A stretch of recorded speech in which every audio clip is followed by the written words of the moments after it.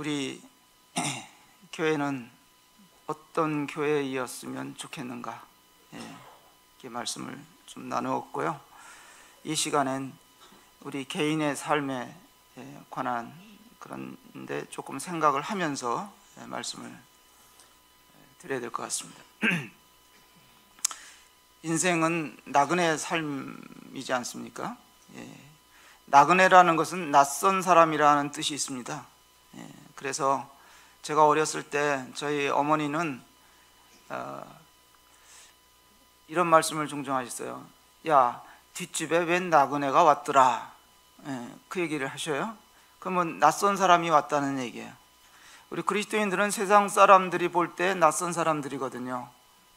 삶의 방식도 다르고 가치관도 다르고 가는 방향도 다르기 때문에 우리를 낯설게 여기는 거예요. 그 이상한 것이 아니에요. 그래서 이 나그네 삶을 살 때 우리가 뭐 지나친 욕심을 부리고 살 이유가 없습니다. 또 목에 힘주고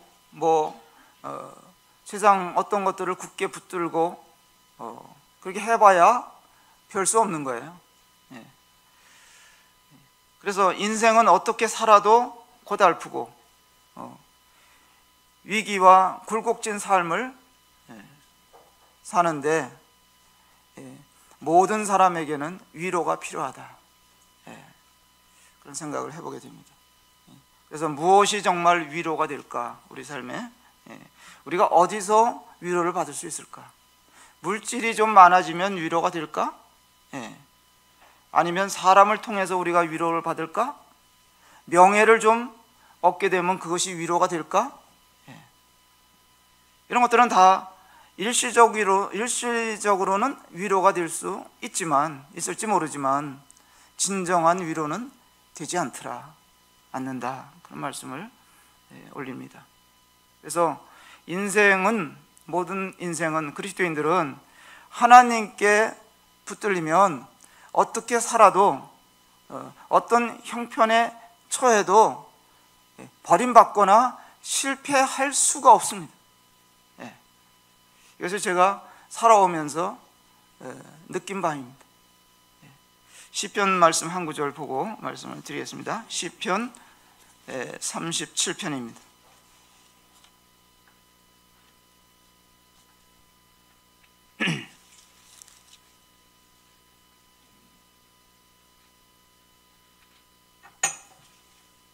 (37편)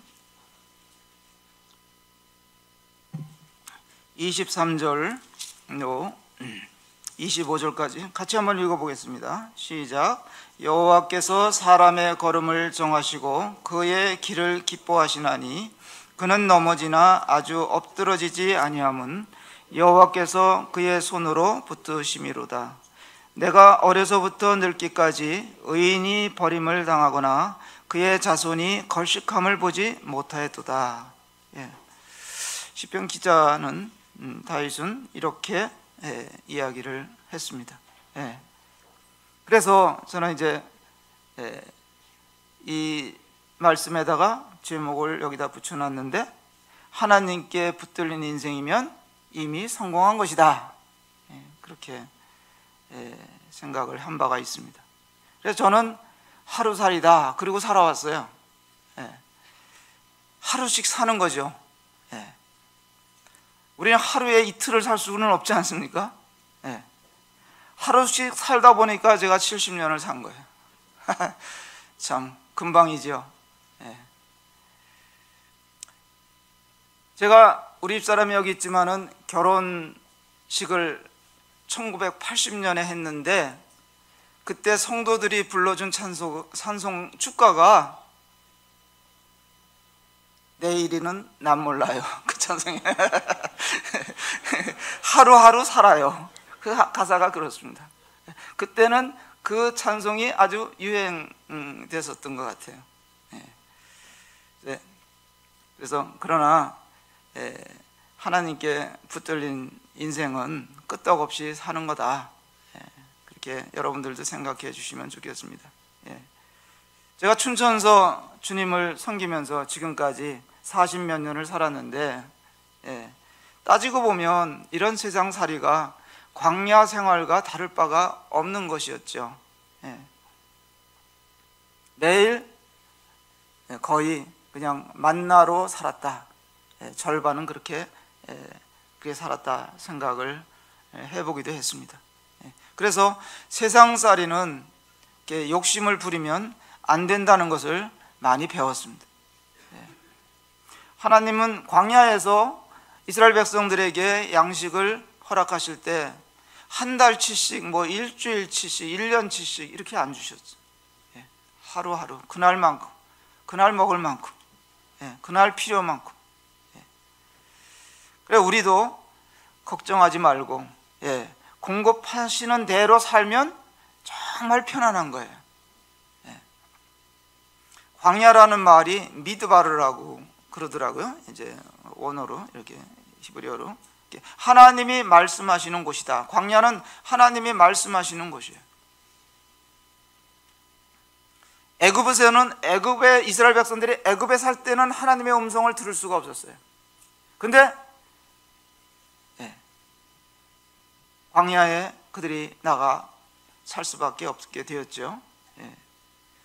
우리가 환경이 좋은 곳에서 살면 하나님 말씀 들을 수 있는 그것이 그다지 많지가 않습니다. 내 마음대로 살기가 쉬워요. 너무 세상적으로 잘 풀려나가면 그렇다는 거예요. 그렇게 내 마음대로 살다 보면 내가 주장되어서 살기 때문에 그게 문제가 되는 것이거든요.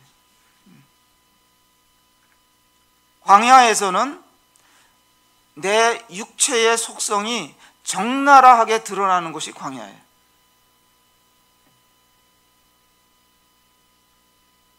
광야에서 그들은 이스라엘 백성들은 살았는데 광야는 거기에서는 햇빛과도 싸워야 되겠고 여러 가지 열악한 환경 가운데서 그들이 갈등도 겪어야 됐고 위기도 경험했었고 시험이 있는 곳이 광야예요.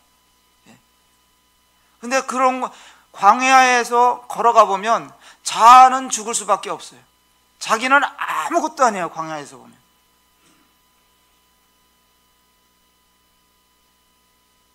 그래서 그리스도인 이제 저 자신을 비교해서 이제 말씀을 드리는 거예요. 제가 이와 같은 광야 생활을 하다 보니까 거기서 내가 다시 만들어지더라고요. 내가 빚어지는 거예요. 하나님이 이것도 끊어버리시고 저것도 무너뜨리시고 막 이런 것들을 경험하다 보니까 겸손해질 수밖에 없고 낮아질 수밖에 없고 다 내려놓는 것을 배우게 되는 거예요. 그러면서 이제 하나님만을 바라보고 의지하고 살아가는 것이죠. 그래서 저는 사자성어 중에서 가장 좋아하는 사자성어가 세옹지마다 그렇게 늘 생각하고 살아요. 어떤 한 변방에 노인이 하나 살았다 그러잖아요. 노인이 어느 날 기르던 말이 이웃 나라로 넘어가 버렸어요. 집을 나가 버렸어요. 그러니까 주위 사람들이 아이고 그 애지중지하던 말이 나갔으면 어떻게 됐냐고 걱정을 하면서 하니까 그거 뭐 그렇게 걱정할 필요 뭐 있어. 그것이 잘 될런지 잘못된 일인지 내가 알 수 있겠어. 노인은 그렇게 마음먹은 거예요. 그러니까 맨날 며칠을 지나다 보니까 이 말이 이 말을 몇 마리를 데리고 들어온 거예요. 그러니까 사람들이 또 아이고 수지 맞았다고 막 그러니까 아이고 이게 뭐 좋은 일일지 나쁜 일일지 내가 어떻게 알겠어. 그러니까 그 아들이 있었는데 아들이 그 말을 길들인다고 해가지고 말을 타고 그러다가 떨어져서 다리가 부러졌어요. 그러니까 또 사람들이 막 걱정을 하는 거예요. 노인은 또 태어난 거예요. 이게 뭐 좋은 일일지 나쁜 일일지 난 거기 치심치 않는다. 근데 웬걸 이웃 나라에서 쳐들어온 거예요. 쳐들어오니까 젊은 사람들을 다 불려가는 거예요. 전쟁에 나가서 싸우라고. 근데 전쟁에 나간 사람들마다 다 죽었거든요. 10명 중에 9명은 죽었어요. 근데 자기 아들은 안 붙잡혀 간 거예요. 다리가 부러졌으니까 못 간 거예요. 보호가 된 거죠. 그런 데서 이제 세옹지 마라 하는 말이 생겼다 그러지 않습니까? 예, 인생이 그런 거예요. 생을 살다 보면 변수가 참 많이 일어나더라고요. 그건 믿는 자라고 해도 다르지가 않습니다. 그렇기 때문에 어떤 어려움들이 오더라도 형제자매님들 삶 중에 낭망할 이유가 없어요. 하나님께 여러분들이 주님께 붙들려 살면 주님 안에 거하는 삶, 이건 가장 안전한 곳에 있는 거예요. 23절에 보시면 여호와께서 사람의 걸음을 정하시고 그의 길을 기뻐하신다 그랬어요. 인생길에는 내일을 위한 지도가 없는 거예요.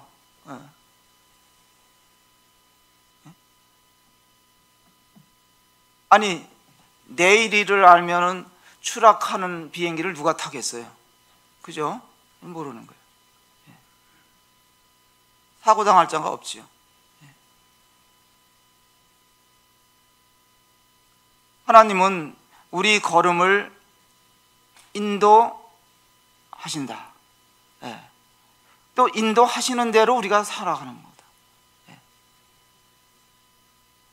그래서 주님이 친히 안내자가 되어주시고 가이드가 되어주시는 거잖아요.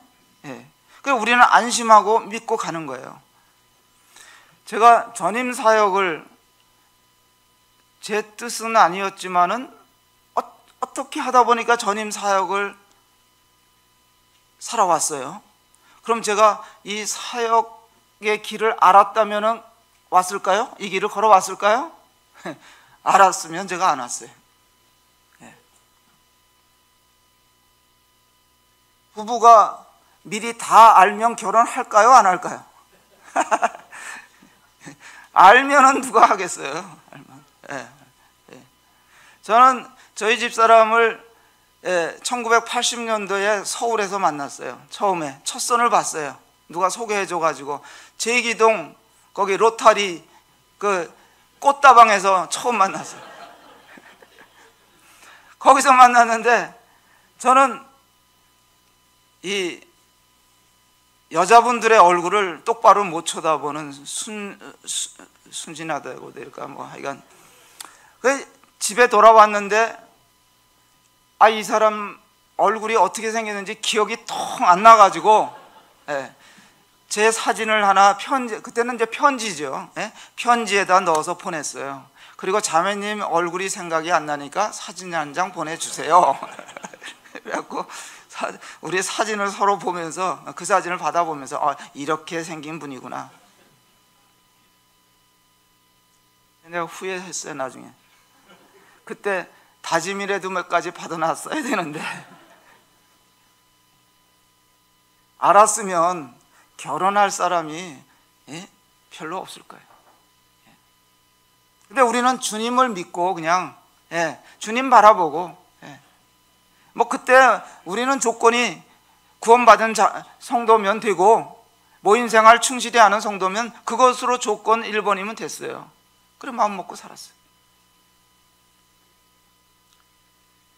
그래서 우리는 주님 안에 있기 때문에 여러분들은 절대 성공자들이십니다. 망할 이유도 없고 영원한 승리자들이세요. 기뻐하십시오. 이제 이번에는 주님의 위로에 대한 말씀을 조금 살펴보겠어요. 데살로니가 후서, 아까 전서를 봤는데 데살로니가 후서에서 한 구절 보겠습니다. 데살로니가 후서 2장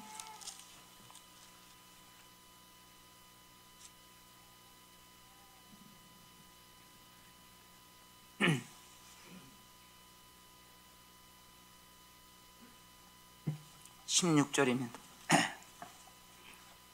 우리 주 예수 그리스도와 우리를 사랑하시고 영원한 위로와 좋은 소망을 은혜로 주신 하나님 우리 아버지께서 너희 마음을 위로하시고 모든 선한 일과 말에 굳건하게 하시기를 원하노라 말씀이 있습니다. 하나님의 사랑과 위로와 소망에 대한 말씀입니다. 지난해 말에 저희 모임에서 마지막 집회를 하는데 자유교제 시간들을 이렇게 하는데 사회 보시는 형제님께서 올 한 해에 최고로 내가 감사한 일을 하나씩 적으라 이렇게 하셔서 이제 각자마다 이제 감사한 제목들을 몇 가지씩 이제 적기도 하고 증이나 없으면 한 가지만이라도 적어라 그래서 저도 하나 적었습니다. 제가 지난해에 어떤 새로운 프로젝트를 하나 준비를 했어요. 그게 뭐냐면 강원도를 떠나서 사는 것이었습니다. 준비가 다 됐어요. 근데 마지막 순간에 주님이 막으셨어요. 그래서 제가 그 프로젝트를 진행하지 못한 것에 대해서 감사할 수가 있었습니다. 비록 깨졌지만 생각해 보니까 감사하더라고요.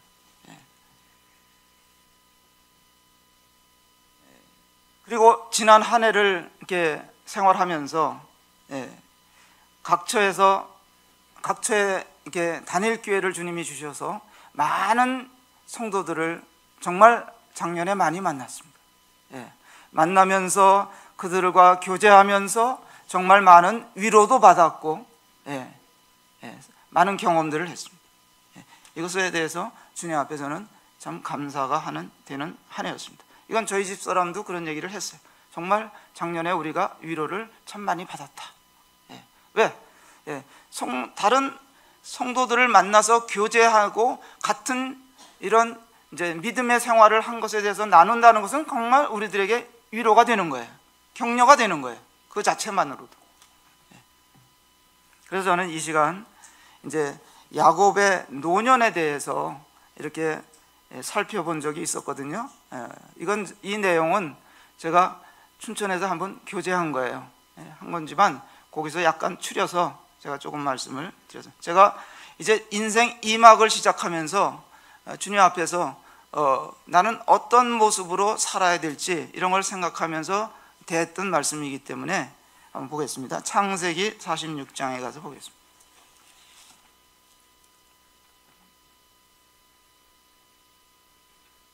(46장) 28절에서부터 좀 말씀 읽어드리겠습니다.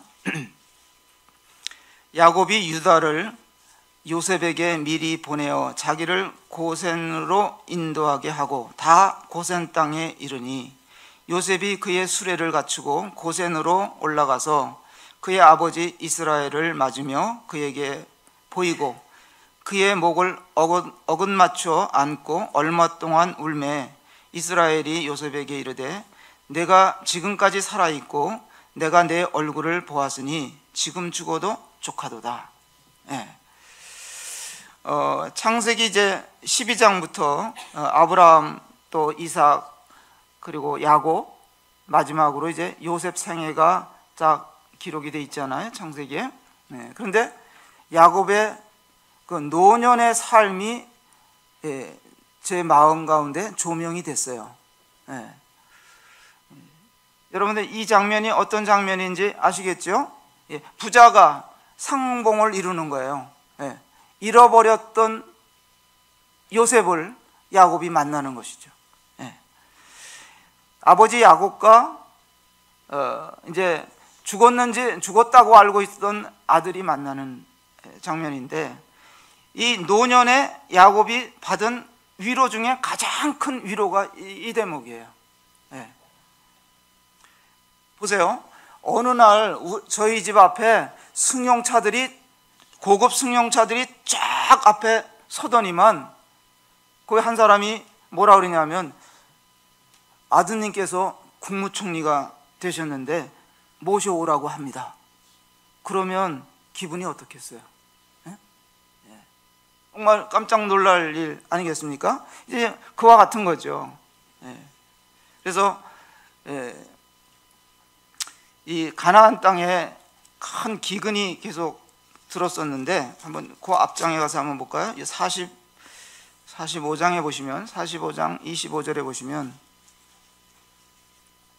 그들이 애굽에서 올라와 가나안 땅으로 들어가서 아버지 야곱에게 이르러 알리어 이르매 요셉이 지금까지 살아있어 애굽 땅 총리가 되었더이다.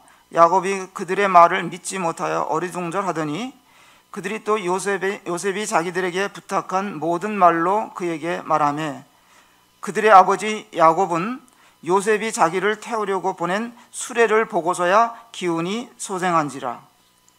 이스라엘이 이르되, 야곱이죠, 이르되 조카도다, 내 아들 요셉이 지금까지 살아있으니 내가 죽기 전에 가서 그를 보리라 하니라. 예, 가나안 땅에 큰 흉년이 지속이 돼서 견디다 못해 이제 양식을 구하러 아들들을 이제 애굽 땅에 보냈잖아요.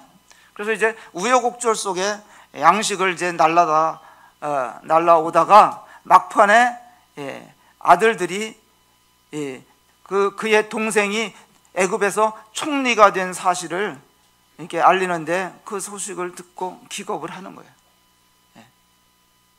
요셉이 아버지를 모시고 오라고 마차를 보낸 것이잖아요.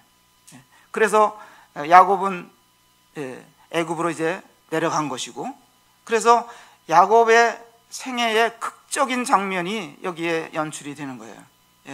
죽은 줄 알았던 그 요셉을 야곱이 만나는 것이죠. 요셉은 22년 전에 그 형들의 시기로 말미암아 이제 팔려갔잖아요. 그러나 형들은 아우가 죽었다고 이제 속이고 그랬는데 이 야곱은 노년에 얻은 아들인데 90세 가까이 돼서 얻은 아들인데 얼마나 소중했겠습니까? 그래서 요셉을 잃은 후에 그의 삶엔 어떤 기쁨도 없었어요.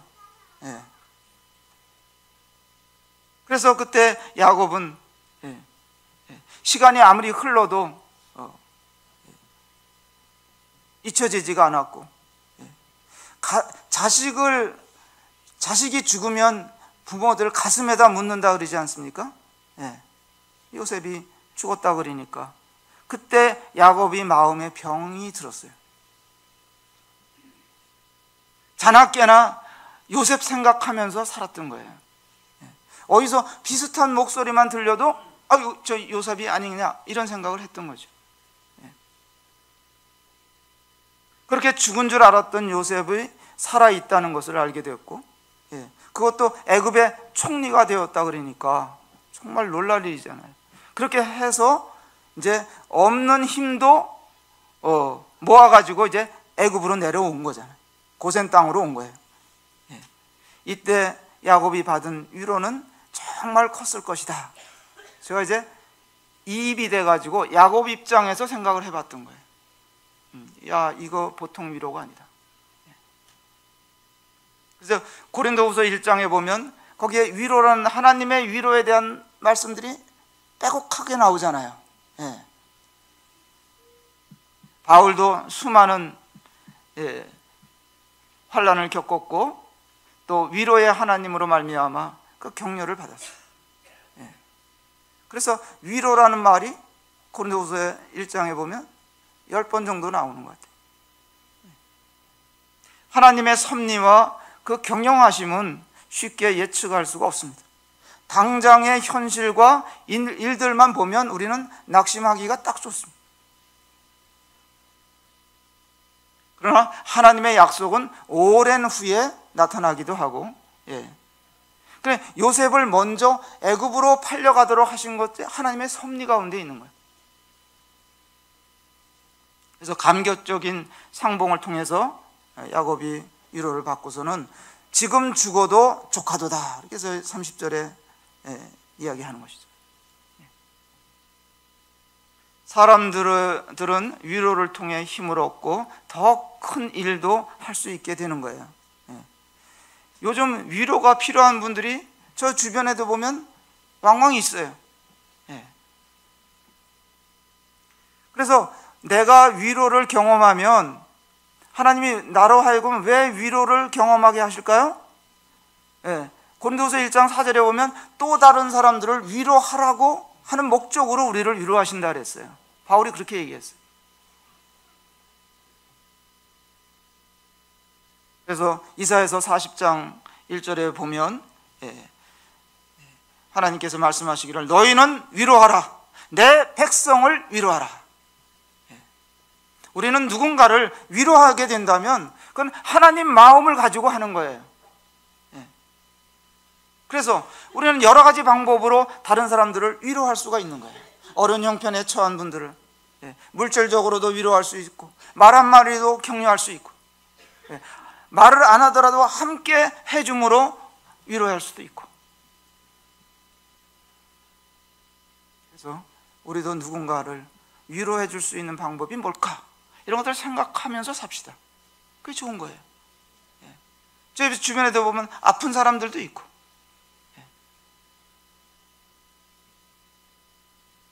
그래서 이 야곱의 삶을 가만히 들여다보면 그는 이제 창세기 28장에도 보면 그가 이제 처음 베델이라는 하나님의 집이라는 그 이름을 이게 지은 곳이 있잖아요. 베델이. 그는 거기서 처음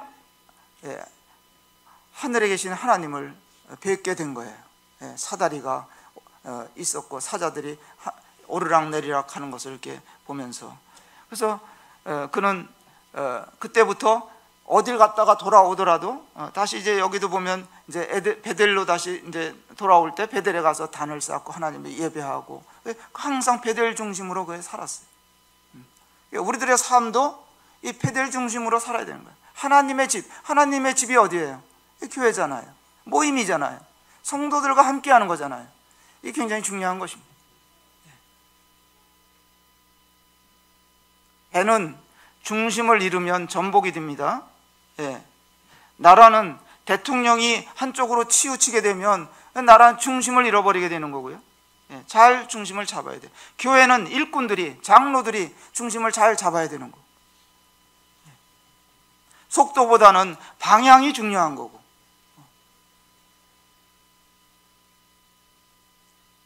신앙에도 있어서 외적 열심보다는 마음의 중심을 어디에다 두고 사느냐, 이게 정말 중요합니다. 그래서 야곱은 여러 가지 환난을 겪었어요. 그러나 그의 중심은 변하지가 않았어요. 베델 중심으로 그의 삶이 꾸려졌다는 것이 굉장히 큰 의미가 있습니다. 그래서 그는 아버지와 형을 속여갖고 외삼촌 집에 가갖고 말이죠, 20년을 피해 살았잖아요. 그럼에도 불구하고 하나님의 도우심과 보호를 받은 것은 그런 참 놀라운 일입니다. 많은 것들을 자식들도 이렇게 모아가지고 재산도 모아가지고 이제 다시 20년 만에 돌아왔는데,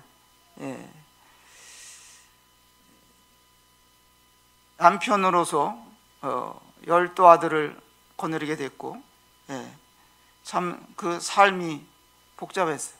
요즘에는 쭉 그의 이제 외삼촌 집에 가서 산 그 20년 동안의 생활을 쭉 읽어보는데, 거기서 자기가 형 에서를 속이고 아버지를 속였던 그가 가자마자 속잖아요. 외삼촌한테 그대로 당하는 거예요. 아니 그토록 라헬을 사랑해갖고 7년을 수년같이 여기고 수일같이 여기고 그랬는데 첫날 밤에 보니까 그 라헬이 아니야. 누이가, 언니가 들어왔어. 그래가지고 네 여자를 거느리고 살았는데 참 대단하다. 한 여자도 힘든데. 그래서 야곱은 많은 그런 인고의 세월을 보냈던 것 같고, 그렇습니다. 그래서 하여간 오늘날 우리가 교회 생활을 야곱이 베델 중심으로 살았던 것 같이 우리가 교회 생활을 중심으로 해서 이렇게 잘 살아간다면, 열심히 신실하게 살아간다면 우리는 이제 세상을 대하는 면역력도 높아지는 거예요. 이길 수가 있어요. 세상을 이길 수가 있어요. 근데 나 혼자 떨어져 가지고 마음대로 살면 위험한 것이죠. 47장에 가서 한번 보겠습니다. 이제 핵심적인 거 요거 말씀드리고 줄여야 될 것 같습니다. 여기서 제가 이 말씀을 읽으면서 생각하게 된 것을 조금 나누겠습니다. 47장 7절로 10절까지만 읽어드릴까요? 요셉이 자기 아버지 야곱을 인도하여 바로 앞에 서게 하니 야곱이 바로에게 축복하며 바로가 야곱에게 묻되 내 나이가 얼마냐?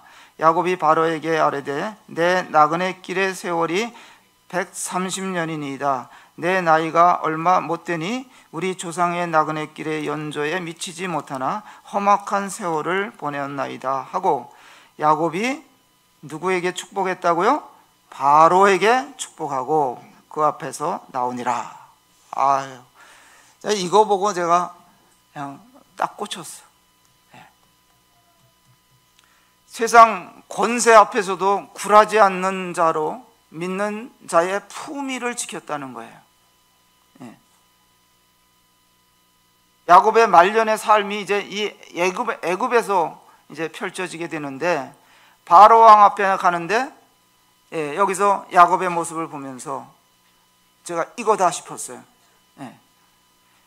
야곱은 그간의 하나님 앞에서 의욕으로 남았던 일들이 드디어 다 풀리고 총리가 된 아들의 안내를 받아가지고 바로 앞에 쓴 거 아닙니까? 그리고 애굽 왕 앞에 엎드려서 복을 구한 것이 아니라 그를 오히려 축복했어요.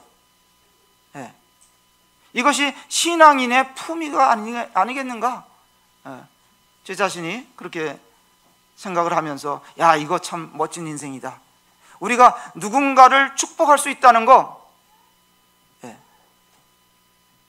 이게 멋진 거다. 그래서 거기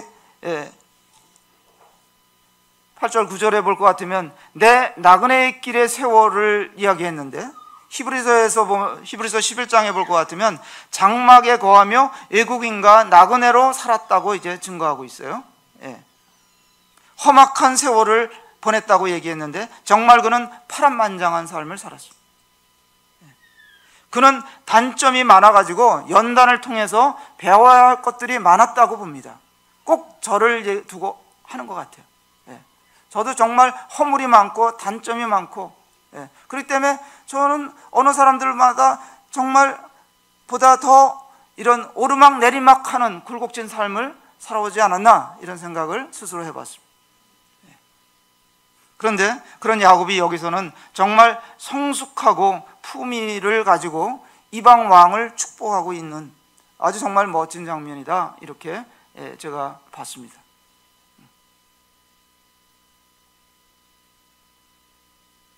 그가 맨 처음에 애굽에 내려간다 그랬을 때 처음에 내키지가 않았어요.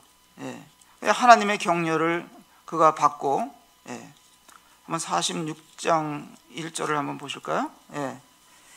1절에 보시면 이스라엘이 모든 소유를 이끌고 떠나 브엘세바에 이르러 그의 아버지 이삭의 하나님께 희생 제사를 드리니 그 밤에 하나님이 이상 중에 이스라엘에게 나타나 이르시되 야곱아 야곱아 하시는지라. 야곱이 이르되 내가 여기 있나이다 하며 하나님이 이르시되 나는 하나님이라 내 아버지의 하나님이니 애굽으로 내려가기를 두려워하지 말라. 내가 거기서 너로 큰 민족을 이루게 하리라. 내가 너와 함께 애굽으로 내려가겠고 반드시 너를 인도하여 다시 올라올 것이며 요셉이 그의 손으로 내 눈을 감기리라 하셨더라.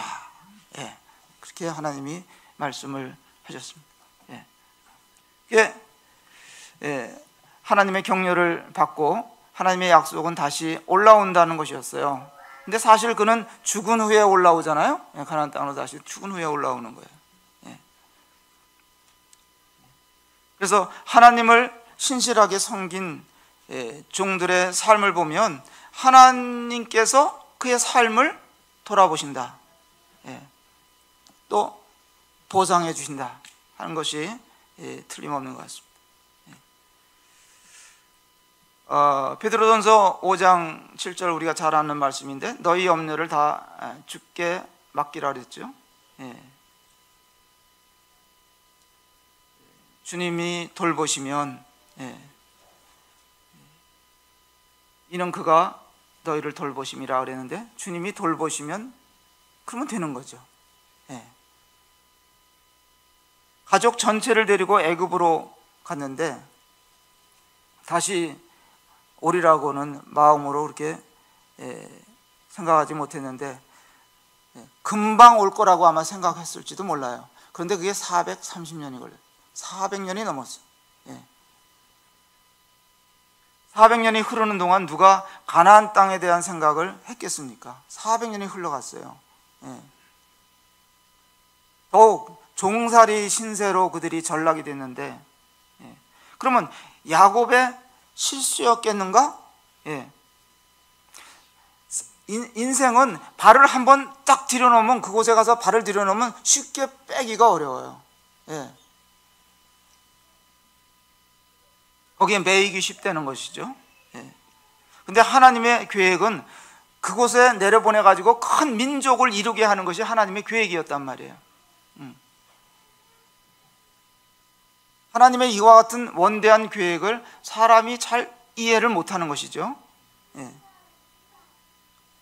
이스라엘 민족이 AD 70년에 세계에 흩어졌어요. 역사적으로 보면 세계에 흩어졌는데, 누가 이 백성들이, 이 이스라엘 민족들이 1900년이 흐른 다음에 그들의 땅에 다시 돌아와서 나라를 세울 것이라고 누가 상상이나 했겠습니까? 그들은 세계에 흩어져서 가는 곳마다 핍박을 받았고, 또 더불어 성공도 했고, 그래가지고 그들이 금융이라든지 다국적 기업이라든지 이 유대인들이 이런 것을 통해서 세계를 지배하는 것. 미국은 누구 거예요? 유대인 거예요. 엄밀히 말하면 이스라엘 거예요, 미국이. 그래서 미국이 이스라엘을 품고 있는 거예요. 유대 자본이라는 것을 그들이 형성해 가지고요, 세상의 경제를 다 좌지우지하는 게 유대인들이.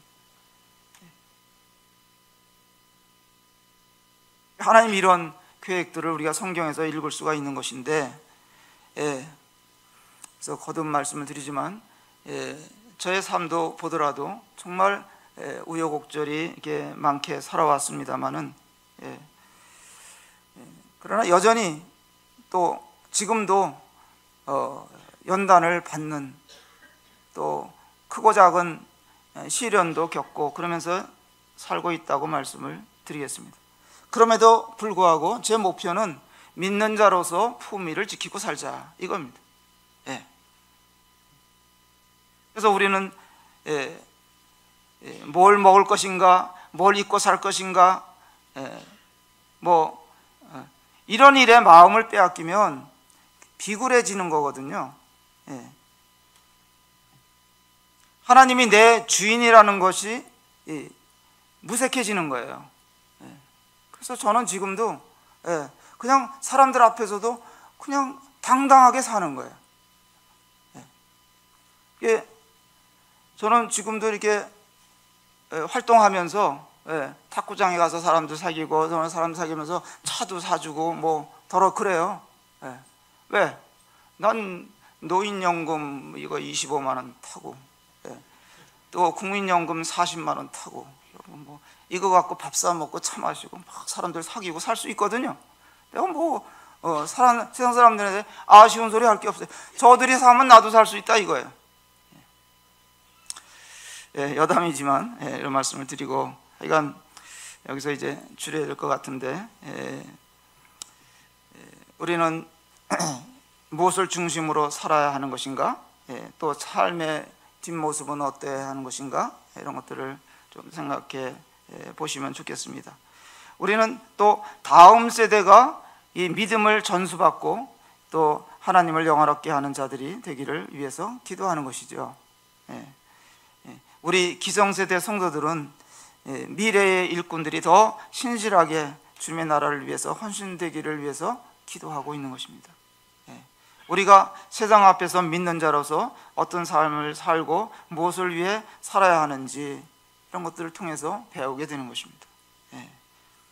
저는 늘 나는 무익한 종이다, 이런 말도 자주 하고 그렇게 생각하고 살아요. 종은 주인이 아니거든요. 그리고 세상에서 가장 편안하게 살 수 있는 사람이 있다면 그 사람은 종으로 사는 거예요. 종이 가장 편안해. 집 걱정, 먹을 걱정, 뭐 일 걱정도 안 해. 그러니까 주인이 누구냐, 그게 중요한 것이죠. 의의 종이 돼서 살면, 우리 선하신 목자이신 주님의 종으로 살면 뭐 세상 편한 거예요. 걱정거리가 없어요. 그래서 저는 뭐 일거리 없으면 그냥 놀고 살아요. 그냥 뭐 종이 뭐 다른 걱정할 게 있습니까? 그래서 오늘도 뭐 이렇게 그래서 우리 저 강릉교회 장로님들이 저희 이제 뭐 강릉에 하루 오십시오 그러면 종이니까 예 하고 온 거죠. 뭐 딴 게 있겠습니까? 성도님들 만나 뵙게 돼서 정말 감사합니다. 또 이 명주력 교회가 계속해서 이렇게 주님 오신 날까지 아름다운 간증을 남기고 또 주님의 말씀대로 이렇게 굳게 서서 나아가는 모임이 되기를 바라고, 또 여러분들도 당당하게 세상 앞에서 품위를 가지고 이렇게 사시면 좋겠다 하는 말씀에서 좀 나눴습니다. 기도하고 마치겠습니다.